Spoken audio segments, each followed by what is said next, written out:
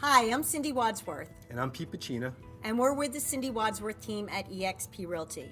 And today we're talking about a topic that is on everybody's mind. Are we in a housing bubble?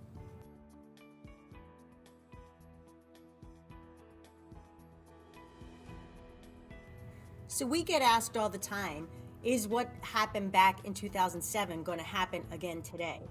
But we don't feel that it will. Why don't you explain why?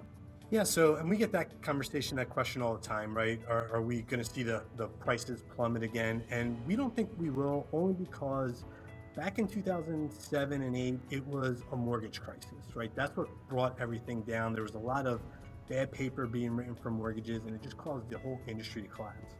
Today, while we have a lot of factors going on, right? We just came out of a pandemic, we have high inflation, a potential recession, but it's not real estate driven. In fact, what we know is that over the last 5 recessions, real estate's actually fared pretty well. And other than the last one, which was all real estate related, we actually had appreciation out of the other 5. So I think we're going to come out of this situation more healthy than we have in 2007. We don't have a crystal ball, but I don't think there's any indication that's showing that prices are going to come down dramatically.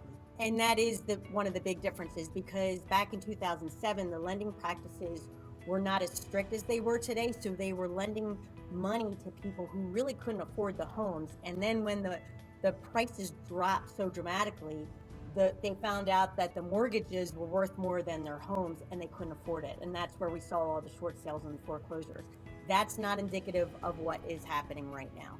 Yeah, and as you said, right, the mortgages are worth more. Today, homeowners have a lot more equity in their home.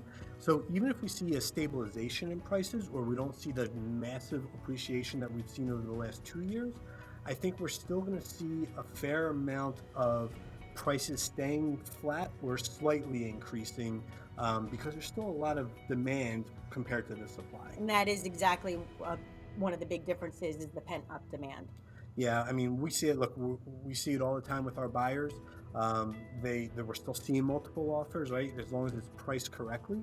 So if you're a seller, the best thing you could do today is actually price your home at the market value rather than over. Or even a little slightly under, because the market will correct itself. If you price it slightly under, people will see that it's a bargain and they will bid it up over asking price. Yeah, that's a great point. I mean, you really can't underprice a home, especially in today's market, but you can definitely overprice a home.